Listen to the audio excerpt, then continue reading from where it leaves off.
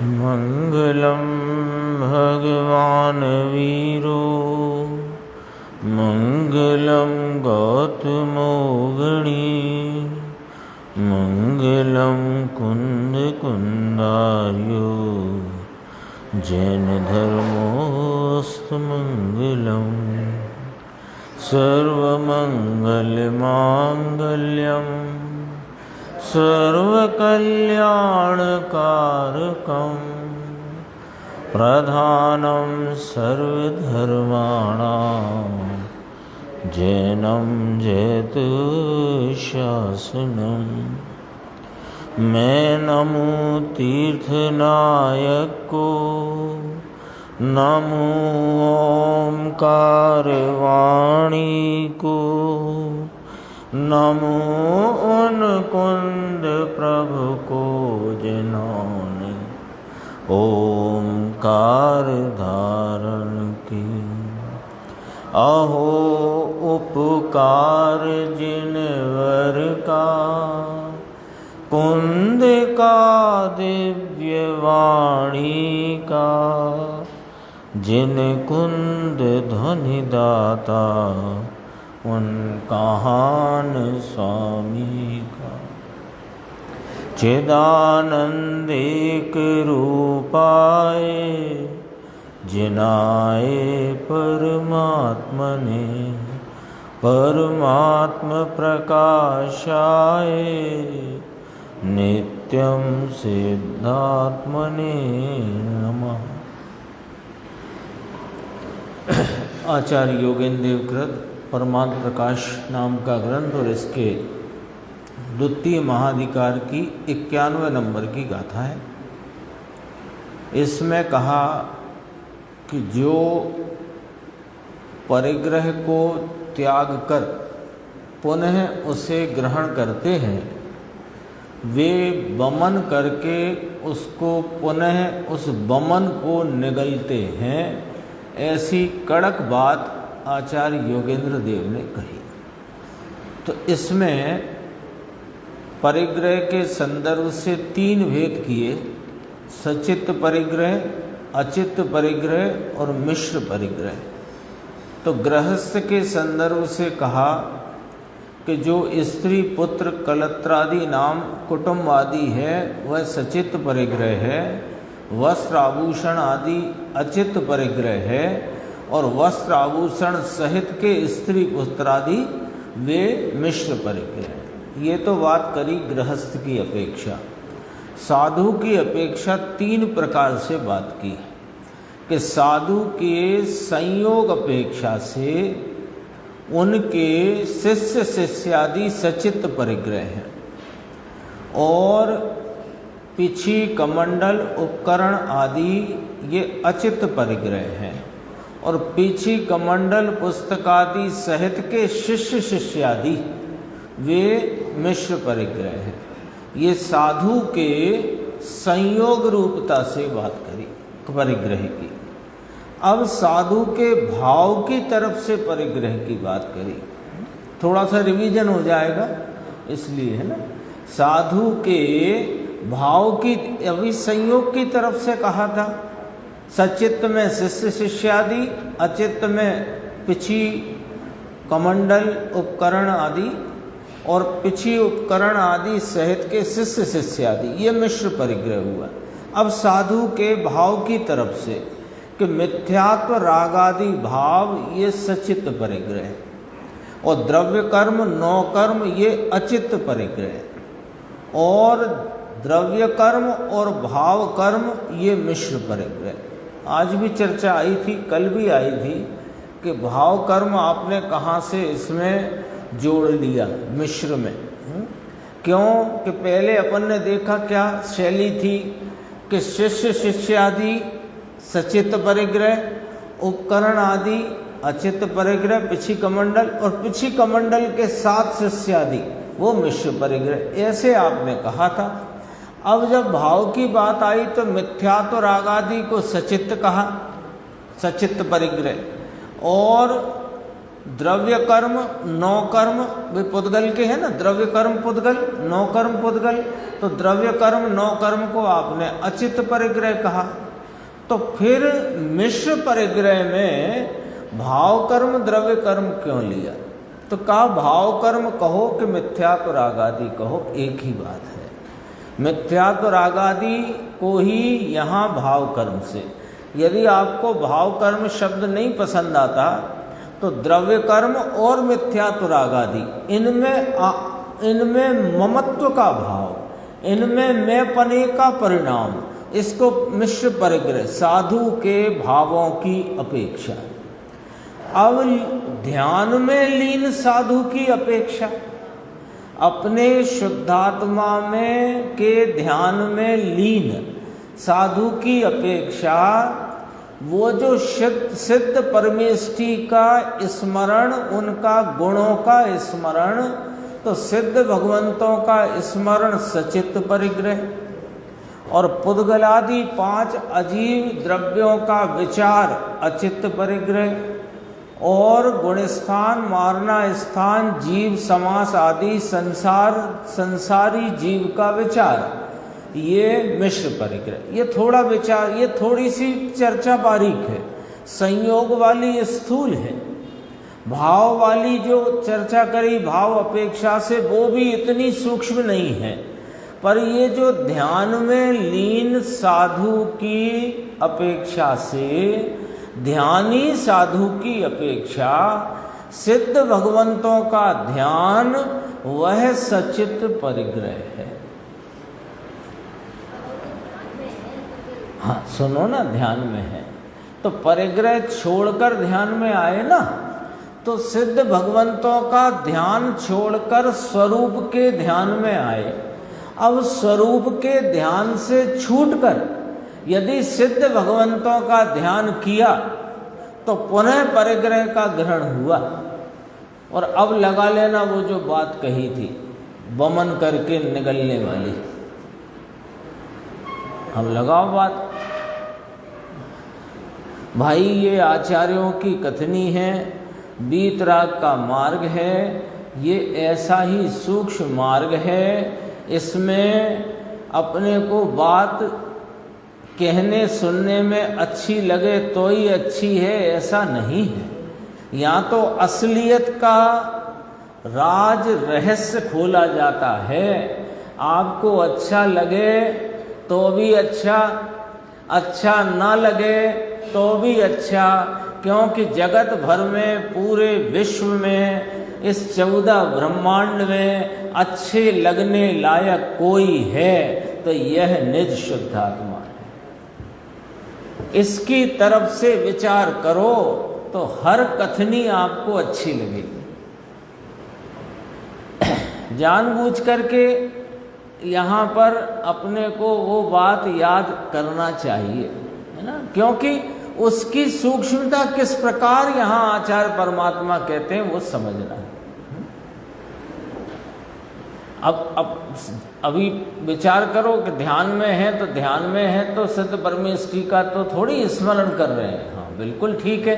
उस परिग्रह को छोड़कर स्वरूप को परिग्रह किया है, अपने शुद्धात्मा को वर्तमान उपयोग की धारा से युक्त होकर इस चैतन्य परमात्मा को परिग्रह किया है। अब इसको छोड़ दिया और जो परिग्रह सिद्ध भगवंतों के नाम स्मरण का था उसे तुमने ग्रहण किया, तो उसे ग्रहण किया ना परिग्रह को। अब इसी में से पढ़ूंगा मैं, नहीं तो आपको लगेगा क्या बात हो गई। देखो, हाँ बिल्कुल, व्यवहार रत्नत्रय का परिणाम परिग्रह है। सच्चे देवगुरु शास्त्र की श्रद्धा का राग परिग्रह है। शास्त्रों का क्षयोपशमिक ज्ञान परिग्रह है। व्रत आदि का विकल्प परिग्रह। देखो अपन शुरू करते हैं चर्चा। 154 पेज है। यहाँ गुरुदेव ने, मुमुक्षु ने प्रश्न पूछा है, दया वो हिंसा है कि पर की दया का भाव राग वह हिंसा है। और स्वयं की दया का भाव वह अहिंसा यानी वीतरागता है।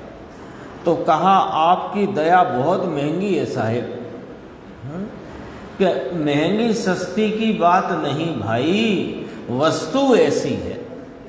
पुरुषार्थ सिद्धि उपाय में कहा है ना, राग है वह हिंसा है। जिस भाव से तीर्थंकर गोत्र बांधे समकिति, समकिति ही बांधता है, तो समकिति जिस भाव से तीर्थंकर गोत्र बांधे वह भी अपराध है। ये तो वीतराग का खेल है भाई, है ना। यहाँ कोई ऐरी गहरी साधारण बातें करे ऐसा नहीं चलता।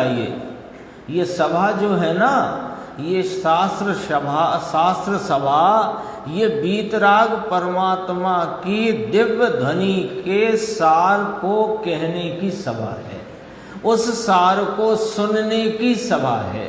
यहाँ ऐरी गहरी बातें साधारण करने की व्यवस्था शोभित नहीं होती।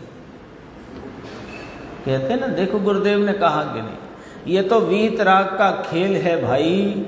यहाँ कोई ऐरी गहरी साधारण बातें करे ऐसी नहीं। यहाँ पर तो वीतराग परमात्मा के द्वारा जो आत्मा अनात्मा का स्वरूप, आत्मा को जानने के लिए, परिणति में आनंद की प्राप्ति के लिए, पूर्ण रूप साध्य की प्राप्ति के प्रयोजन से ही एक बात चलती है, अन्य कोई बात नहीं चलती। देखो कहते हैं मिश्र परिग्रह द्रव्य कर्म भाव कर्म। द्रव्य कर्म अचेत जड़ है और भाव कर्म है वह चैतन्य की विकारी पर्याय है, तो उसे सचित्त में लिया।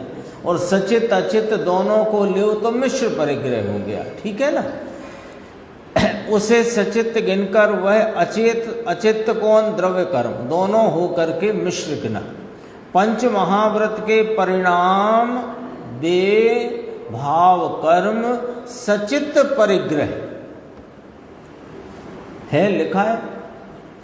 और द्रव्य कर्म अचित्त परिग्रह दोनों होकर मिश्र कहे गए, सो यह मिश्र परिग्रह। नीचे अथवा अब आगे ले गए तीसरे प्रकार की बात। देखो वीतराग त्रिगुप्ति में लीन ध्यानी पुरुष की अपेक्षा सचित परिग्रह किसको कहा? अभी अभी याद किया अपन ने, सिद्ध परमेष्टि का ध्यान। सिद्ध परमेष्टि का ध्यान वह विकल्प है। एक दिन आई थी चर्चा गुरुदेव के व्याख्यान में, जो अपन सोनगढ़ में थे वहाँ आई थी। देखो सिद्धों की भक्ति और सिद्ध भक्ति, ये सिद्धों की भक्ति विकल्प रूप भाव है और सिद्ध भक्ति निर्विकल्प परिणाम आनंदमयी शांति और वीतरागता का भाव है। क्या फर्क पड़ गया? सिद्धों की भक्ति और सिद्ध भक्ति, फर्क पड़ गया ना। सिद्धों की भक्ति है ना, क्या फर्क पड़ गया? वो पराश्रित भाव हो गया और सिद्ध भक्ति ये स्वाश्रित भाव हो गया। तो स्वाश्रित भाव धर्म रूप है, वीतराग रूप है, आनंद रूप है, और पराश्रित भाव विकल्प रूप है, राग रूप है, मलिन रूप है, दुख रूप है, आकुलता रूप है, अधर्म रूप है। सिद्ध परमेष्टि का ध्यान वह विकल्प है। परमात्मा तीन लोक के नाथ सिद्ध भगवान नमो सिद्धाणम, उनका ध्यान वह भी राग का विकल्प है, वह सचित्त परिग्रह है। ऐसी बात है। बोलो कौन, कहाँ सुने, कैसे सुने, कहाँ मिले ये बातें, कहाँ मिलेंगी ये बातें? बोलो। सिद्ध परमेष्टि का ध्यान सचित्त परिग्रह, सचित्त परिग्रह, फिर दोबारा बोला सिद्ध परमेष्टि का ध्यान, क्योंकि लॉजिक है। सिद्ध भगवान हैं, वे परद्रव्य हैं कि स्वद्रव्य हैं? परद्रव्य हैं। और परद्रव्य का ध्यान लक्ष्य में लोगे तो क्या उत्पन्न होगा? राग ही उत्पन्न होगा, क्योंकि वो वस्तु के, इस चैतन्य वस्तु के उपयोग परिणमन में, उपयोग की बहिर्मुख दिशा में नियम से राग उत्पन्न होता है, और अंतर्मुख दिशा में वर्तने पर, उपयोग के प्रवर्तने पर नियम से आनंद, वीतरागता और शांति उत्पन्न होती है। इतना ही है ना? तो स्वद्रव्य का ध्यान वह वीतरागी पर्याय है। समझ में आया? अभी देखो, और इसमें बीच में गुरुदेव ने आज फिर एक दृष्टांत लिया, पहले भी लिया था, मैं याद दिलाता हूँ जो नई थी सीडी में, सर्पणी का दृष्टांत। सर्पणी जब वो प्रसव हो ना अंडों का, तो उसके बाद वो भूखी रहे तो अंडे में से जो सांप निकले वो स्वयं खा जाए। ऐसे ही कुत्ती का, उसके भी प्रसव हो तो भूख के मारे या तो कोई गांव वाला कुछ खिला दे, नहीं खिलाए तो वो अपने ही पिल्ले को खा जाए। ऐसी दशा है। तो वो सांप ये फिर आते कहाँ से हैं? ये अपने को दिखाई दे जाते हैं। ये कहाँ से आते हैं कि अनेकों अंडे दे, उसमें से फोड़कर वो सपोले निकले छोटे, उनको खा जाए और कदाचित कोई उससे बच कर के निकल कर चला जाए। ऐसी दशा है। ठीक है ना? अब ये तो हुई दृष्टांत की बात। उसमें सब गुरुदेव ने मेथी के लड्डू वड्डू सब बता दिए, क्योंकि मनुष्य के भी यानी महिला के प्रसव हुए तब भी ये सब भूख होती है तो सब देना होता है। ये सब बात उन्होंने बताई। अभी देखो, तो मुमुक्षु ने कहा ये सब तो दृष्टांत हुए साहिब। तो उत्तर देखो, इस दृष्टांत का अर्थ यह हुआ कि जिसे मिथ्या दृष्टिपना लगा है वो आत्मा को खा जाता है। ये इसका अर्थ। सर्पणी जैसे अपने ही बच्चों को खा जाती है, कुत्ती जैसे अपने ही पिल्ले को खा जाती है, पिल्ले नहीं पिल्लों को, ऐसे ही ये मिथ्या दृष्टिपना जब तक इसे लगा है तब तक यह अपने ही आत्मा को खा जाता है।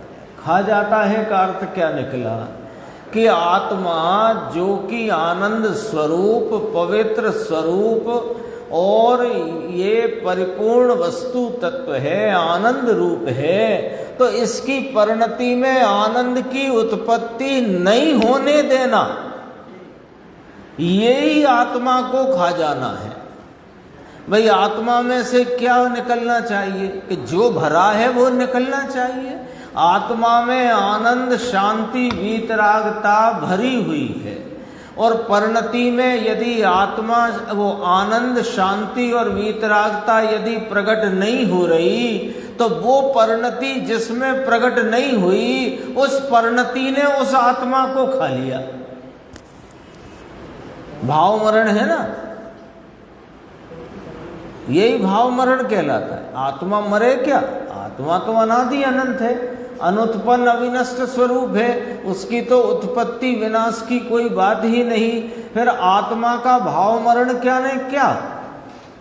यही भाव मरण है कि जिस भाव में आनंद, शांति, वीतरागता उत्पन्न होनी चाहिए उस भाव में आनंद, शांति, वीतरागता उत्पन्न नहीं होती, और वहाँ पर दुख, अशांति और राग उत्पन्न होता है, तो उसने उसको वह भाव मरण कहो, आत्मा की हिंसा कहो, आत्मा को खा जाना कहो। सर्पणी की भांति है ये मिथ्या तुल्य, ये कहना है। सर्पणी की भांति है मिथ्या, वह चैतन्य का घात कर डालता है। मिथ्या अभिप्राय, अपना प्रसंग चलता है परिग्रह का, तो ये परिग्रह है।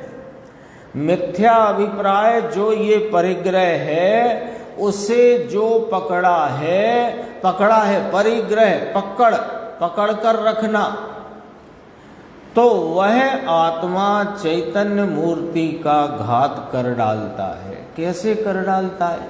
मैं नहीं है, मैं नहीं है। हाथ में 1 करोड़ रुपए का हीरा हो, और हीरा तो 1 करोड़ का ही है। अब ये उसे हीरा माने ही नहीं, ये उसे कांच का टुकड़ा माने, तो इसने अपने ज्ञान में हीरे का घात कर दिया। ये लॉजिक है, ये वाला न्याय यहाँ पर है। देखो निर्देश भाई क्या कहते हैं, मैं नहीं यह, मैं तो राग हूं। इसमें क्या हो गया? अपनी चैतन्य आनंद रूप शांत स्वरूप वीतरागी सत्व के सत को नहीं मानकर राग रूपी मलिन असुचि विपरीत दुख रूप दुख के कारण भावों को यह मैं हूं, मैं राग हूं, ऐसा मानना वह चैतन्य का घात है। मैं नहीं है, मैं चैतन्य नहीं, मैं तो राग हूं। अरे नहीं साहब, हमने आज तक नहीं कहा किसी को, विचार में भी नहीं लिया कि मैं राग हूं। हम तो हमेशा यही कहते हैं, मानते हैं, बोलते हैं कि मैं तो जीव हूं, मैं तो जानने देखने वाला हूं। तो तुमने जानने देखने के स्वभाव से अपने को जानने देखने वाला माना है कि राग के वेदन को वेदते हुए तुम जानना देखने वाले बनते हो। पॉइंट पकड़ना। क्योंकि आपको कोई मिला अभी तक ऐसा कहता हो, आप कौन हो? तो आपने कहा मैं तो जीव हूं, उसने कहा नहीं मैं तो राग हूं। ऐसा कोई मिला आपको आज तक? अभी अपन यहां पर बात करें ये इसमें मैं चेतन कौन अचेतन कौन, तो आप तुरंत बोलोगे जो जानता देखता है वो चेतन, और ये शरीर आदि ये सब अचेतन। लो, इसमें राग हूं मैं ऐसा कब आया? राग हूं मैं ऐसा तो नहीं आया। तो फिर आप हम पे ये इल्जाम क्यों लगा रहे हो कि मैं राग हूं ऐसा मानता हूं? ये आपने हम पर इस प्रकार का उलाहना क्यों दिया? उलाहना क्या, ये तो सीधा आरोप है कि ये जीव मिथ्यात्व के कारण अपने चैतन्य को चैतन्य स्वरूप न मानता हुआ अपने को राग मानता है। इस प्रकार यह अपने चैतन्य का घात करता है। तो कोई मिला आपको आज तक जिसने कहा हो मैं राग हूं?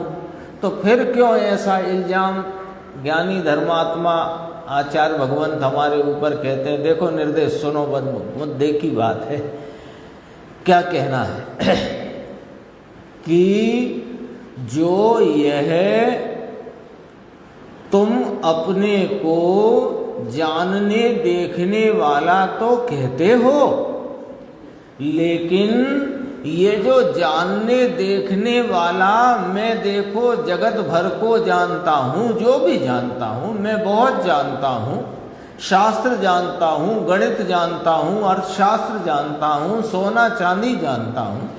तो तुम ये जो जानने वाला अपने आप को कहते हो, तो तुम जानने के स्वभाव की स्वीकारता से कहते हो कि उस जानने की पर्याय में राग को वेदते हुए अपने को जानने वाला कहते हो? बोलो। राग को वेदते हो, और मैं राग का वेदन करता हूं इसलिए जानने वाला हूं। तो तुम जानने वाले नहीं हो, तुम राग हो। तुमने अपने को राग माना है, ये कहना है यहां पर। बात छोटी सी है, देखो, बहुत छोटी संक्षिप्त बात। मैं नहीं यह, मैं तो राग हूं, मैं नहीं यह, बस इतने में इसने अज्ञान खड़ा कर लिया, मिथ्यात्व खड़ा कर लिया, संसार खड़ा कर लिया, दुख खड़ा कर लिया। इतनी सी बात में, इतनी सी बात में मैं नहीं, यह मैं जानने वाला नहीं। अरे मैं तो कहता हूं ना कि मैं जानने वाला हूं।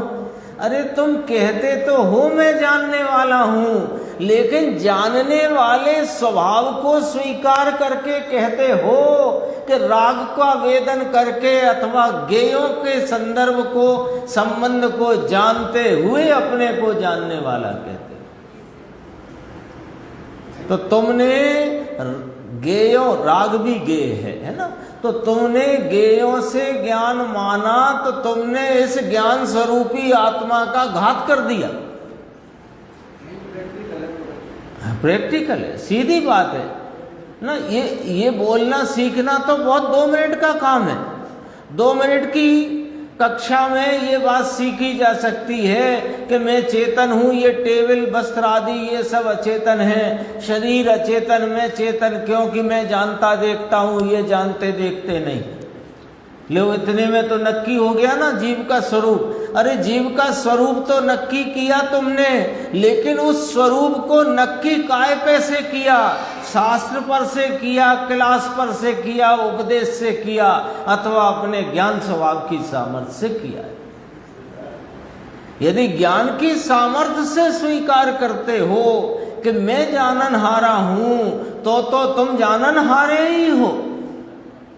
लेकिन तुम गेयों को जानते हुए, राग को वेदते हुए कहते हो कि देखो मैं राग को वेदता हूँ, ये पर पदार्थों को मैं जानता हूँ, और ज्ञान स्वभाव का स्वीकार तुमको है नहीं, उसकी सामर्थ्य के अतुल्य भंडार का तुमको भरोसा नहीं, तो तुम मैं यह नहीं ऐसा करते हो।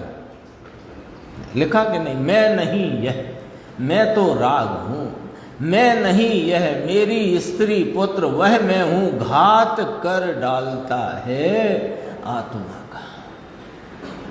समझ में आया? ऐसी बातें हैं बापू। ये तो वीत राग की बातें अलग हैं, अलग ही होंगी, अलग होनी भी चाहिए। क्यों कि जिन बातों से संसार चलता है अथवा जो संसार की बातें हैं वे तो संसार में डुबोएंगी, और जो संसार से उबारने की बातें हैं वे निश्चित ही संसार की बातों से अन्य होंगी, भिन्न होंगी। इतना तो समझो।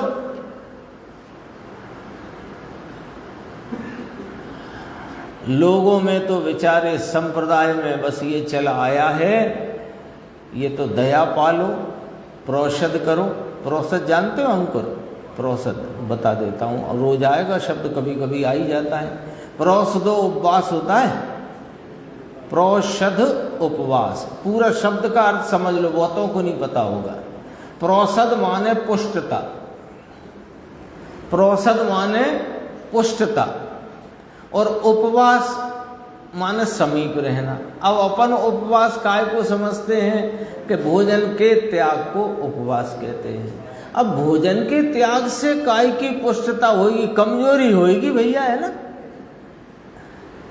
उपवास करेगा तो कमजोरी होगी कि पुष्टता होगी?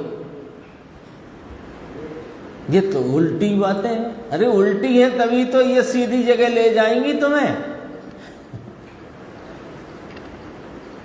अभी तो उल्टी उल्टी बातों से उल्टे उल्टे भटक, उल्टे उल्टे माने 4 गति में भटक रहे हो। अब निकलना है तो जरा सीधी बातें समझो। प्रोषद माने पुष्टता, उपवास माने स्वरूप के समीप रहना। तो स्वरूप के समीप अधिक से अधिक रहकर अपनी वीतरागता की, शुद्धता की वृद्धि रूप पुष्टता करना, इसका नाम प्रोषदो उपवास है। लेकिन व्यवहार से किसे प्रोषदो उपवास कहा? कि मान लो अष्टमी का या चतुर्दशी का उपवास है, तो अष्टमी का ले लो, तो सप्तमी को एकासन, अष्टमी को उपवास, नवमी को एकासन द्वारा उस उपवास का पारणा करें। तो इसका अर्थ क्या हुआ? ये व्यवहार भी क्यों कि 48 घंटे तक भोजन का विकल्प छोड़ा है। 48 घंटे हो गए। 48 घंटे भोजन का विकल्प छोड़कर शुद्धात्मा की आराधना में कोई अन्य विकल्प रूप खलल ना आए, भोजन संबंधी विकल्प का खलल ना पड़े, बाधा ना पड़े, इसलिए व्यवहार से इसे प्रोसदो उपवास कहा। और वास्तविक प्रोसदो उपवास की बात तो अपन कर ही चुके, और वास्तविकता के लिए ये जो होता है बाहर में, इसे व्यवहार कहते हैं। ये तो शब्द आता है इसलिए कहा मैंने, यहाँ तो व्यवहार की बात चल रही है। संप्रदाय में क्या चले कि ये दया पालो, प्रोसत करो, सामायिक करो, प्रतिक्रमण करो, और मंदिर मार्गियों में यात्रा करो, और सिद्ध चक्र की पूजा करो। धूल में भी नहीं है महाधर्म, वहाँ तो सब राग है। तो फिर एक ने कहा प्रतिमा ले लो, आजकल चलता है, बहुत चलता है आजकल तो। प्रतिमा ले लो, 1 ले लो, 2 ले लो, 4 ले लो, 5 ले लो, 6 ले लो, 7 ले लो, प्रतिमाएं बट रही हो जैसे। एक बार तो ऐसा हुआ, गुरुदेव के ही प्रवचन में पढ़ा मैंने, उन्होंने प्रतिमा ले लो, प्रतिमा ले लो, मुझ गया, उसे मंच पे बुलाया, दे दी प्रतिमा। अब वो लौट के आया नीचे, कह तो रहे थे 4 प्रतिमा दे ले लो, हमने 4 ले ली, 1 भी नहीं मिली हमें तो। ये दशा है भैया संप्रदायों में, है ना। तभी देखो गुरुदेव, प्रतिमा लो तो भी वह राग है, वहाँ धर्म नाम आत्मा के भान बिना की प्रतिमा कैसी। जब तक स्वरूप का भान नहीं, स्वरूप के भान पूर्वक स्थिरता विशेष नहीं, 2 कषाय चौकड़ी की अभाव रूप वीतरागता नहीं, काय की प्रतिमा, कैसी प्रतिमा। सब बात स्पष्ट आती जाती है। देखो अब इसमें कहा, जिन लिंग उसे ग्रहण कर जो अज्ञानी, पेज नंबर बता दो, 157।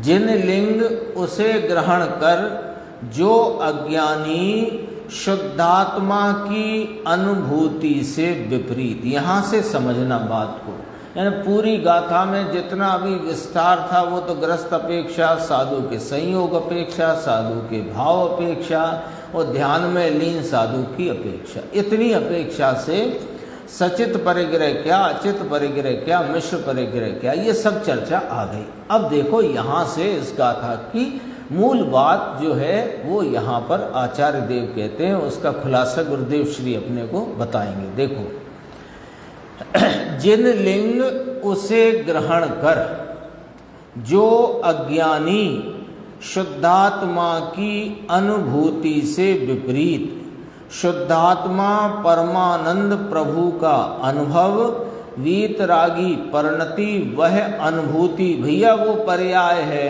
ध्यान रखना, वो द्रव्य नहीं। द्रव्य के आलंबन से, द्रव्य के आश्रय से ये वीतराग पर्याय अनुभूति की पर्याय प्रकट होती है। ठीक है।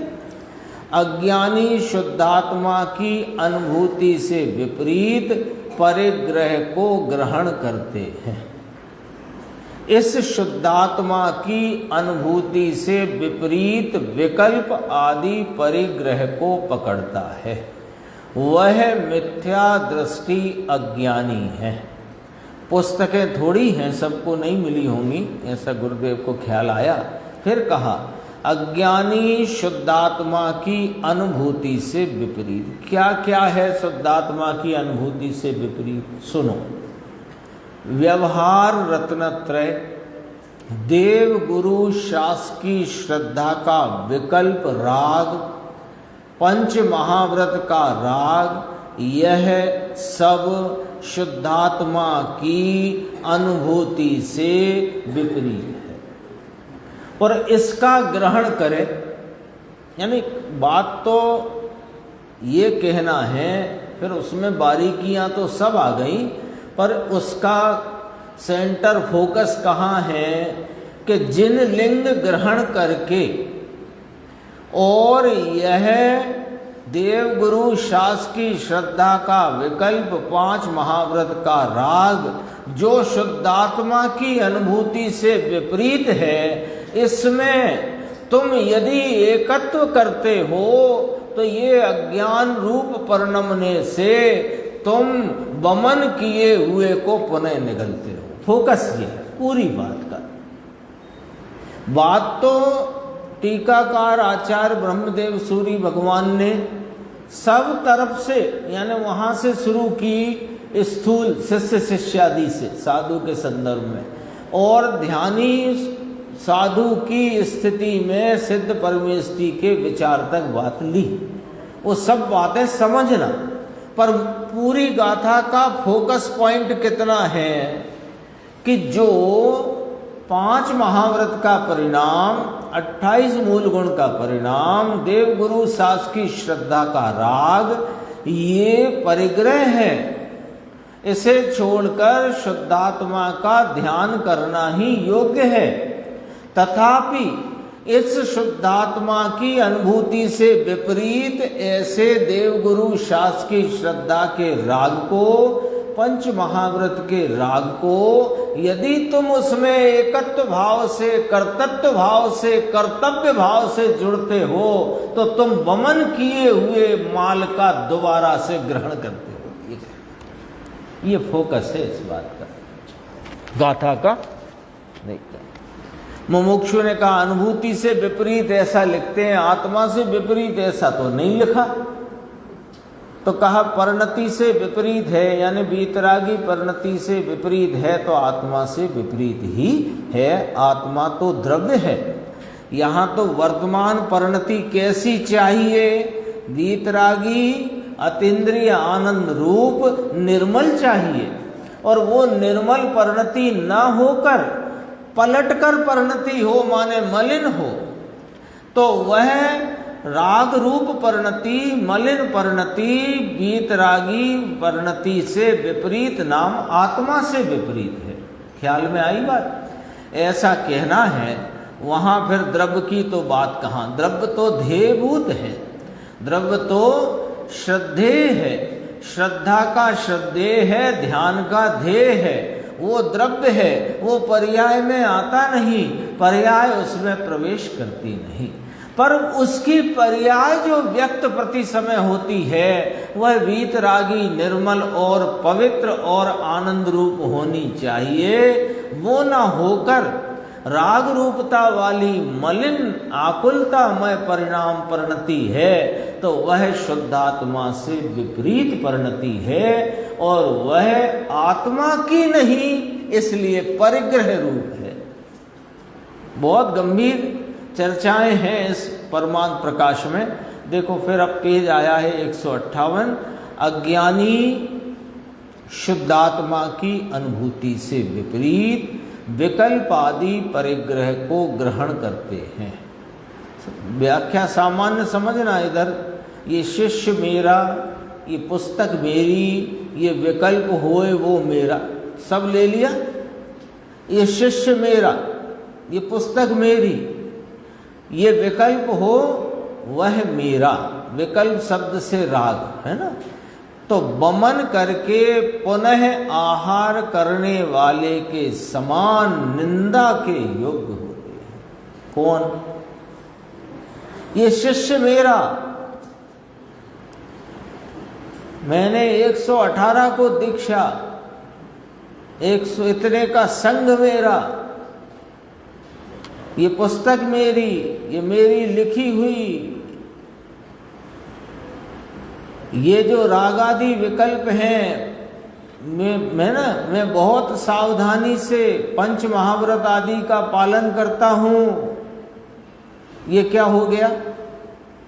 ये राग से और पुस्तक आदि से और शिष्य आदि से एकत्व ममत्व का परिणाम है। इसने छोड़े हुए परिग्रह को, अगली गाथा में तो ये कहा कीले के लिए देव देवालय को जलाता है। 92 नंबर गाथा आएगी अभी। एक कील चाहिए मान लो भाई साहब को, अब वो कील क्या करें? तो कील के लिए मंदिर भी जला दिया और मंदिर में रहने वाले देव को भी जला दिया और कील प्राप्त कर ली, ऐसा कहा। अभी पढ़ेंगे उस गाथा को। देखो, वमन करके पुनः आहार करने वाले के समान निंदा के योग्य होते हैं।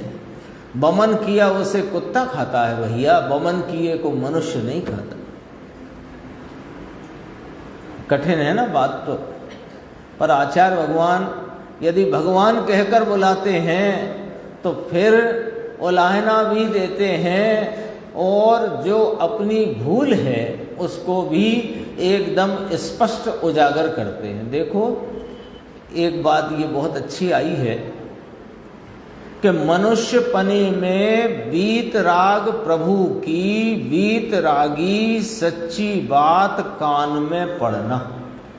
अरे महाभाग्य हो उसके कान में पड़े, भाग्यशाली के ही कान में पड़ती है। चंद्रेश भाई, जिसका भाग्य भी जागा ही नहीं हो तो उसके तो कान में ही नहीं पड़ती ये वाली बात। रोज कहते हैं, आज फिर कहते हैं, है ना, एकाध भव के पुण्य किए हों सो ये मिल जाए, ऐसी नहीं है नवीन भाई ये चीज। ये तो अनेक अनेक भवों का संचित पुण्य एक साथ जब उदय रूप आता है, तब यह मनुष्य भव, आर्य देश और जैन कुल, और उसमें भी सच्ची बात, और वो सुनने मिले और ये सुनने बैठे।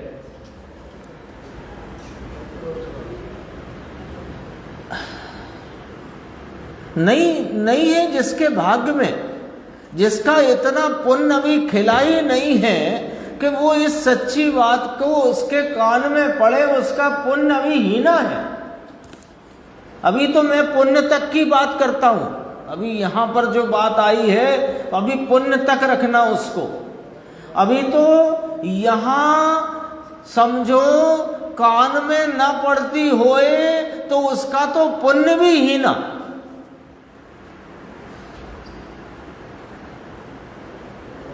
पुण्यहीन है। तभी तो कोई ना कोई ऐसी आपत्ति विपत्ति आ पड़ती है कि सुनना चाहे तो नहीं सुन पाता। अभी तो पुण्य तक रखना बात को, पुरुषार्थ की बात बाद में करेंगे। यानी कोई बहुत अनेक अनेक भवों का संचित पुण्य उदय रूप हो तो आर्य देश और ये मनुष्य भव और जैन कुल, और जैन कुल में भी सच्ची बात सुनने का ये सुयोग मिलना, अब ये तो बन गया। फिर भी कोई ऐसा कालखंड आ पड़े कि कुछ ना कुछ ऐसा कोई ना कोई व्यवधान आ पड़े कि सुनने ना मिले ये महत्वपूर्ण बात, वीतराग प्रभु की बात। तो समझो उस समय उसका पुण्य, वो जो आया है ना भवों का संचित, वो तो आ गया उदय रूप, लेकिन अभी उदय में आने पर भी वो उसमें भी कोई ऐसी हीनता आ जाती है कि नहीं मिल पाती है। अभी तो पुण्य तक की बात करी, अब आगे पूछा मुमुक्षु, ये तो साफ पुण्य तक की बात हुई, अब आगे कैसे बढ़े? ये तो पुण्य का खेला है। ये बात सुनने मिल जाए यहाँ तक, यानी स्वयं यहाँ आकर बैठ जाए, ये तो पुण्य का खेल। अब आगे कैसे बढ़ें, ये उसका प्रश्न है। तो गुरुदेव फरमाते हैं कि बाहर का निषेध करना और स्वयं की हकार करना, ये आगे बढ़ना है। बस बहुत संक्षिप्त कहा, एकदम संक्षिप्त बात कह दी। कितनी संक्षिप्त कह दी कि बाहर का निषेध करना और स्वयं का हकार स्वीकार करना। तो बाहर में क्या क्या ले लें? स्त्री पुत्र आदि, अरे अभी तो तुम एकदम दूर निकल गए, बाहर की बात यहां से शुरू करो। जो परिणति में रागादि भाव उत्पन्न हो रहे हैं, पर के लक्ष्य में जो राग विकारी भाव है, मिथ्यात्व अज्ञान का भाव है, तो मिथ्यात्व नाम मोह, राग, द्वेष और उनके निमित्त आदि सर्व पर पदार्थ, देव, गुरु, शास्त्र, स्त्री, पुत्र, कुटुंब, धन, दौलत, जमीन, जायदाद, कारोबार, ये सब कहाँ गया? बाहर में। कहाँ से शुरू किया? विमल भाई साहब गादिया जी, कहाँ से शुरू करी बात? मोह, राग, द्वेष और उनके निमित्त रूप स्त्री, पुत्र आदि, देव, गुरु, शास्त्र, धंधा, व्यापार, कारोबार, सब। इसका क्या करना है? बोलो निर्देश भाई, क्या करना है? निषेध करना है। क्या निषेध करना है? दुकान बंद कर दें? क्या निषेध करने का अर्थ क्या? निषेध करना है, यानी कि ये मैं नहीं, मेरा स्वरूप नहीं। परिणति में जो रागादि भाव हैं वो मैं नहीं हूं, वे मेरे नहीं हैं, मेरा वह स्वरूप नहीं है, वे मेरे स्वरूप में नहीं है, और उनके निमित्त आदि तो प्रत्यक्ष भिन्न पदार्थ हैं, वे मेरे कैसे हो सकते हैं? इसका नाम है बाहर का निषेध करना। निषेध कर दिए थोड़ी दुकान बंद कर दो, घर बंद कर दो, पत्नी बच्चे हों तो घर से निकाल दो, नहीं तो खुद निकल जाओ, ये कोई बात नहीं हुई। ये जितनी बड़ी लिस्ट है मिथ्यात्व से लेकर आगे तक की, ये मैं नहीं, मेरा स्वरूप नहीं, मेरे स्वरूप में ये नहीं, मैं इनके स्वरूप में नहीं, ऐसे करके उनका निषेध करना। और मैं ज्ञान, आनंद, सच्चिदानंद, अनादि अनंत, अखंड, अभेद, एक रूप, सामान्य, सदरस रहने वाला चैतन्य महाप्रभु हूं, इसकी हकार करना, इसको आपरूप स्वीकार करना, ये इतना ही करना, बस यही आगे बढ़ना है। बोलो। गुरुदेव ने एक आदि सागर, कोई क्षुल्लक थे, उनकी लाइन याद करी, पर से खस स्वयं में बस, टू का टच इतना बस। हाँ, खेमजी भाई बोलते थे, ये आदि सागर जी का बोल था, खेमजी भाई ने सुना होगा, तो खेमजी भाई भी ये बोलते थे, पर से खस स्वयं में बस, टू टच इतना बस। देखो ऐसे कई बोल खेमजी भाई के भी थे। और गुरुदेव कहते हैं 14 बार धादा आया है ना, ध्रुव धाम धे की धुनी रमा करके, ऐसे उसमें 14 बार धादा आया है ना। ऐसे बहुत से बोल ऐसे आए हैं जो थोड़े से रुचिकर होने से याद रह जाते हैं। ये बात पूरी होती है कि ऐसे जो कोई जिन्होंने परिग्रह का त्याग करके, जिन लिंग अंगीकार करके, फिर रागादि भावों में, पुस्तक आदि वस्तुओं में, शिष्य आदि में अपने ममत्व को पसार लिया है, अथवा उनमें एकत्व के भाव को स्थापित किया है, वे दरअसल में बमन करके निगलने जैसे कार्य को करते हैं जो कि निंदा के योग्य है। फिर अब दूसरा दृष्टांत, वे अज्ञानी हुए ना, जिन्होंने भले वस्त्र आदि, श्रृंगार आदि, घर गृहस्थी सबका त्याग करके और शिष्य आदि में, पुस्तक उपकरण आदि, पिछी कमंडल में अथवा राग आदि में एकत्व किया है, वे अज्ञानी हैं। सो वे अज्ञानी कैसे हुए कि सुनो तो सही। भुजाओं से बड़े विशाल समुद्र को तैरते तैरते किनारे आ गए, और आकर के जो किनारे पर गाय के खुर से एक इतना सा गड्ढा हो जाता है, उस गड्ढे में पानी जो जमा हुआ उस गाय के खुर के गड्ढे में रहने वाले जल में आकर डूब मरे, है ना। अपने एक कहावत चलती है ना, वो उसी का विस्तार है, चुल्लू भर पानी में डूब मरना।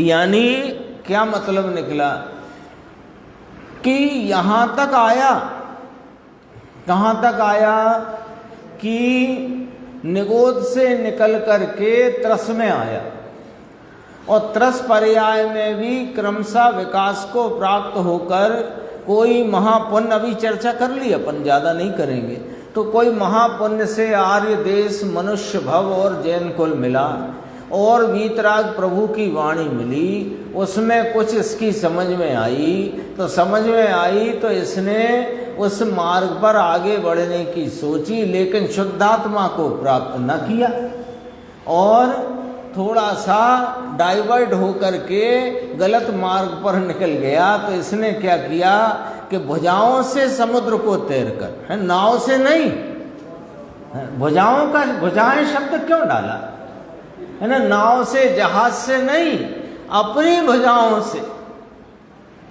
इसमें इसका जो समझो एक तरह से ये पुरुषार्थ इसका या होनहार इसको लेकर के आई, इतना कहना है।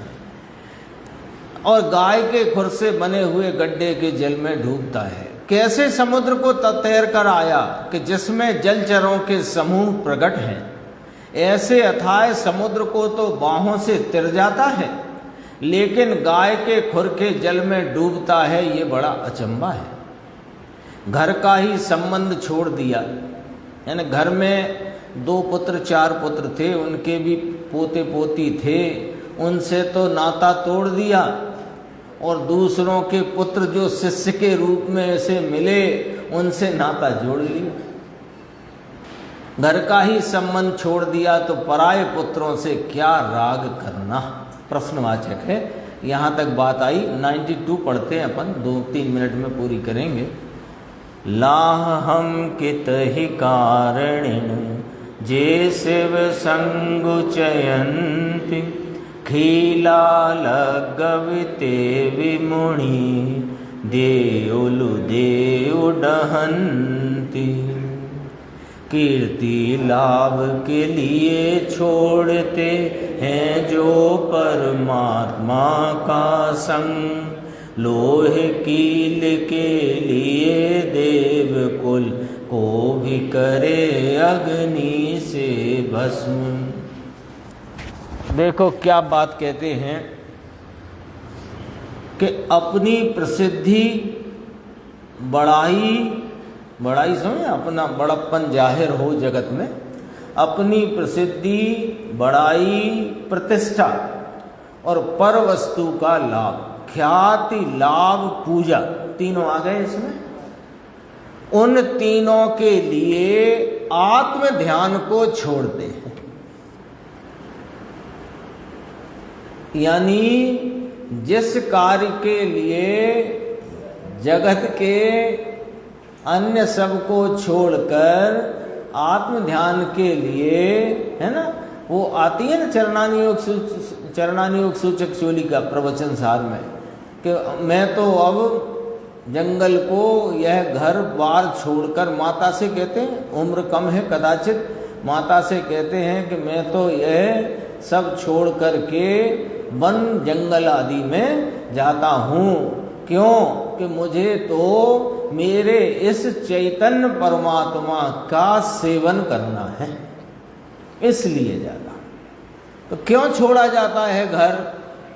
घर से बैर है, द्वेष है, क्या समस्या है जो घर छोड़ा जाता है? इस चैतन्य परमात्मा जिसकी प्रतीति मात्र से आनंद की लहरें उठने लगी हैं, उस आनंद की बढ़वारी के लिए, उस चैतन्य भगवान के और विशेष उसके आलम्बन के लिए घर छोड़ते हैं, आत्म ध्यान के लिए। अब वे आत्म ध्यान के लिए घर छोड़ा, समझना, बात गंभीर है। और ख्याति, लाभ और पूजा दी, तीन चीजें। मेरी प्रसिद्धि पूरे जगत में फैल जाए, लोग मुझे मेरी पूजा करें और माल ताल की भी व्यवस्था बनती रहे। जो कोई भी तीन या तीनों या तीन में कोई एक, ख्याति, लाभ, पूजा दी, इसके लिए आत्म ध्यान को छोड़ बैठे। तो इनने क्या कर डाला कि एक लोहे की कील के लिए पूरा मंदिर और मंदिर में विराजमान भगवान को जला डाला। ये उपमा दी है। जैसे अभी पिछली गाथा में दी थी ना, बमन करके निगल लेता है, अथवा भुजाओं से तैरकर समुद्र के किनारे आकर गाय के खुर के गड्ढे के जल में जाकर डूब मरता है। ऐसी अब यहाँ उपमा ये दी, अनुवाद पढ़ते हैं। देखो, जो कोई लाभ और कीर्ति के कारण, कीर्ति के प्रयोजन से परमात्मा के ध्यान को छोड़ देते हैं, वे ही मुनि लोहे के कीले के लिए अर्थात कीले के समान असार इंद्रिय सुख के लिए मुनि पद योग्य शरीर रूपी देवस्थान, ये देवस्थान है, तथा देव नाम आत्मदेव को भव के आताप से भस्म कर देते हैं। जिस समय ख्याति, पूजा, लाभ के प्रयोजन से शुद्धात्मा की भावना को छोड़कर अज्ञान भावों में प्रवर्तन होता है ना। इधर से देखना, फिर जल्दी पढ़ूंगा। प्रयोजन क्या रखा? ख्याति, लाभ, यानी प्रयोजन तो होना चाहिए आत्मस्वरूप की आराधना, आराधना और आराधना, और आराधना को छोड़कर ख्याति, पूजा, लाभ का प्रयोजन कर लिया और शुद्धात्मा की भावना को छोड़ दिया। अब काय में प्रवर्तन हो रहा है? अज्ञान में। जो शुद्धात्मा की भावना को छोड़कर ख्याति, लाभ, पूजादि के प्रयोजन में लग गया, उसके अज्ञान का ही प्रवर्तन चल रहा है। अब ऐसे अज्ञान के प्रवर्तन के काल में, अज्ञान रूप प्रवर्तन के काल में ज्ञानावरणादि कर्मों का बंध होता है। उससे होता है ये नहीं कहना है। अज्ञान के काल में, अज्ञान रूप प्रवर्तन के काल में ज्ञानावरणादि कर्मों का बंध होता है। उन ज्ञानावरणादि के बंध के उदय के निमित्त से, है ना, छह उपसम से ज्ञानादि गुण का आवरण होता है। आवरण होता मन खिलावट यहाँ कम होती है। केवल ज्ञानावरण से केवल ज्ञान ढक, ये सब निमित्त पर से समझ लेना, बार बार कहेंगे तो देर लग जाएगी। केवल ज्ञानावरण से केवल ज्ञान ढक जाता है। मोह के उदय से अनंत सुख, वीर्यांतराय के उदय से अनंत बल और केवल दर्शनावरण के उदय से केवल दर्शन आच्छादित होता है। निमित्त से समझना इसको, है ना। इस प्रकार अनंत चतुष्टय का आवरण हो रहा है, यानी प्रकट नहीं हो रहा है। आवरण हो रहा है माने कोई ने ढक लिया है पर्दा, ऐसा नहीं। उदय नहीं हो रहा, प्रकट नहीं हो रहा। अनंत चतुष्टय स्वरूप आत्मा है, पर पर्याय में प्रकट नहीं हो रहा, उसको कहा कि आवरण हो रहा है। अब देखो, उस अनंत चतुष्टय के अलाभ में, लाभ नहीं है ना उसका, तो परम औदारिक शरीर नहीं मिलता। और क्योंकि परम औदारिक शरीर तो तब मिले कि जो उसी भम में मोक्ष जाए। इसलिए जो कोई समभाव में, यानी चारित्र भाव के द्वारा शुद्धात्मा की भावना करे, तो अभी इस वर्तमान काल और क्षेत्र की अपेक्षा कथन करते हैं। जो कोई चारित्र भाव के द्वारा शुद्धात्मा की भावना करे तो अभी स्वर्ग में जाकर, अभी फिर क्या होगा कि आराधना तो पूर्ण हो नहीं सकेगी, अभी ऐसी योग्यता नहीं जीव की। तो जितनी भी शुद्धात्म स्वरूप की आराधना की हो, तो उसके फल में अभी यहाँ से देहांतर होने पर स्वर्ग जाएगा और फिर विदेहों में मनुष्य होकर मोक्ष को प्राप्त करता है। देव होगा, देव से चयकर मनुष्य होगा विदेह में, विदेह क्यों लिया? अभी यहाँ लंबे समय तक मोक्ष की व्यवस्था भरत क्षेत्र में नहीं है, और जो जीव अपने शुद्ध आत्मा की आराधना करे तो शीघ्रता की बात की अपेक्षा से शीघ्र होएगा, इस अपेक्षा से विदेह की चर्चा यहाँ। स्वर्ग से विदेह जा सकता है सम्यक दृष्टि आराधक जी, मनुष्य से मनुष्य नहीं हो सकता आराधक जी। मनुष्य से मनुष्य होए वो मिथ्या दृष्टि, ऐसी व्यवस्था समझना है ना। तो महाविदेह जाता है तो यहाँ मनुष्य से सीधा महाविदेह जाकर मोक्ष नहीं जा सकता है। यहाँ शुद्ध आत्मा की आराधना करेगा और स्वरूप की दृष्टिवंत है तो स्वर्ग में जाएगा, स्वर्ग से चय हो करके महाविदेह आदि में जाकर वहां आराधना पूर्ण करके मोक्ष को प्राप्त करेगा। ऐसा ही कथन दूसरी जगह शास्त्रों में लिखा है कि तप से स्वर्ग तो सभी पाते हैं, परंतु जो कोई ध्यान के योग से स्वर्ग पाता है, देखो सामान्य तप करे राग रूप मंद कषाय वाला तो उससे स्वर्ग तो कोई भी पा जाता है। अन्नमति वाले 12वें स्वर्ग तक चले जाते हैं, है ना। तो फिर ये द्रव्यलिंगी तो वहां तक चला जाता है 9वें ग्रह तक, अज्ञानी मिथ्या दृष्टि। लेकिन जो कोई ध्यान के योग से, इस शुद्धात्मा के ध्यान के योग से स्वर्ग पाता है, वह पर भव में माने अगले भव में अविनाशी सुख को यानी मोक्ष को प्राप्त करता है। अर्थात स्वर्ग से आकर मनुष्य होकर मोक्ष पाता है, उसी का स्वर्ग पाना सफल है। बाकी के स्वर्ग पाना वास्तव में फिर वही वो 6 डाला का 16वां पद पहली ढाल का, तय तय चय थावर्तन धरे यों परिवर्तन पूरे करे। और जो कोरे अकेले तब से स्वर्ग पाकर फिर संसार में भ्रमता है, उसका स्वर्ग पाना वृथा नाम व्यर्थ है। शेष चर्चा आगे की स्वाध्याय।